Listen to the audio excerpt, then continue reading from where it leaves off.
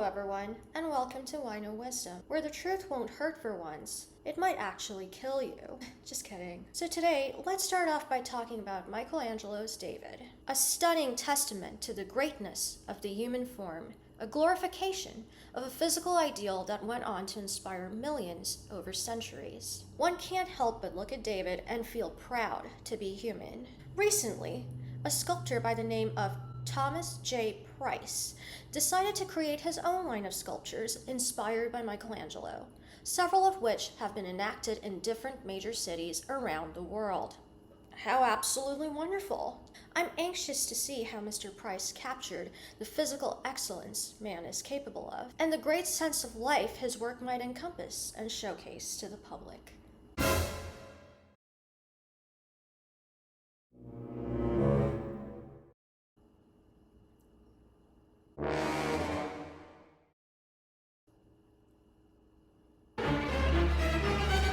Right. Let's unpack this. Philosopher Ayn Rand said that art is a selective recreation of reality, according to an artist's metaphysical value judgments.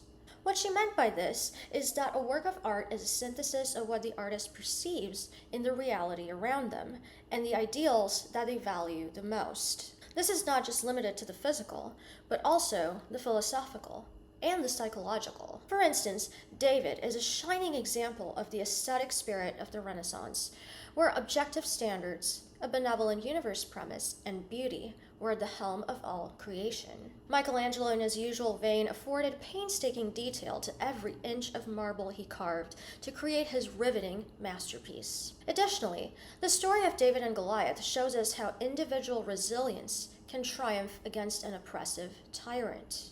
Now let's take a look at what Mr. Price said about his sculpture in the Times Square in New York, grounded in the stars, shall we?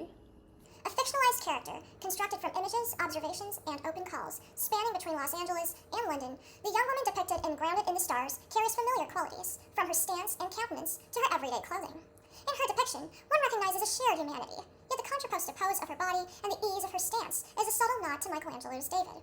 Through scale, materiality, and posture, Grounded in the Stars disrupts traditional ideas around what defines a triumphant figure and challenges who should be rendered immortal through monumentalization. So, unlike David, this woman is not an individual with a story and identity of her own. Instead, she is designed as a collectivized representation of the mundane. She hasn't achieved anything material nor special, and a closer observation reveals nothing but vacant annihilation in her eyes. A canonization of distilled mediocrity, utterly undeserving of the monumentalization her creator seeks to bestow upon her. Also equating this nameless woman's contrapposto pose and ease of stance, which is just a fancy phrase for lazing around in sweatpants, with David's composed, stoic appearance before going into battle with Goliath is ridiculous. Although perhaps, who knows? We shouldn't judge. He very might well be going into battle too, with a manager at Dollar Tree. Diving deeper into the more symbolic aspects of things requires an examination of a particularly odious phrase in the description, shared humanity. What does that really mean? This phrase has many variations, which can be seen in the descriptions of not just Mr. Price's other works, but in much more postmodern neo-Marxist art as well. Greater cultural diversity, collective consciousness, everyman, all buzzwords to represent the destruction of the self and the surrendering of the individual to the collective. No self means no identity, no story, no striving, and thus, no greatness. Also, as for shared humanity, I'm sorry, but why are these people so eager to speak for others? Take Time Unfolding, also by Mr. Price, which stands outside the Palazzo Vecchio in Florence. This woman's back is turned to all the great art around her, as if to deliberately ignore it, and she is shown to be thoroughly engrossed in her phone. Critics have said that this work represents everyday normalcy and a celebration of identity.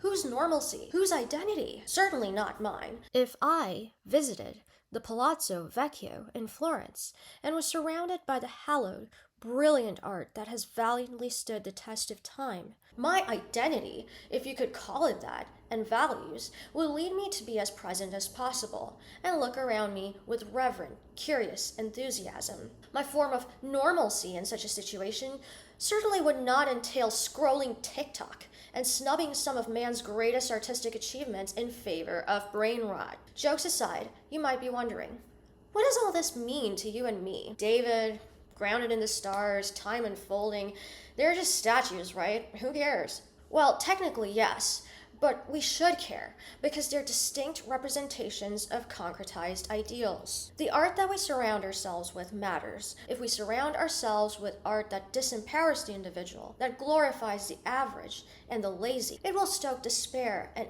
apathy within us. If we instead surround ourselves with art that empowers the individual, makes us aspire to greater things, to intelligence, happiness, beauty, it would lift our spirits, enrich our souls, and help us romanticize our lives, the only life we have. We are currently in an age of aesthetic Stalinism and the chronic enshrinement of mediocrity. It has become harder than ever to identify, let alone cherish true beauty, not only in the world around us, but also within ourselves. Don't let the glorification of the mundane destroy your sense of wonder and imagination of what might be possible for man to achieve. Seek out art that is life-affirming and uplifting, and that inspires you to strive for more, not less. Art that depicts the zenith of reality, not the nadir of it. As a matter of fact, what are works of art that inspire you, fill you with wonder? Please share them with me in the comments below. Thank you so much for watching. Remember to love life and live dangerously.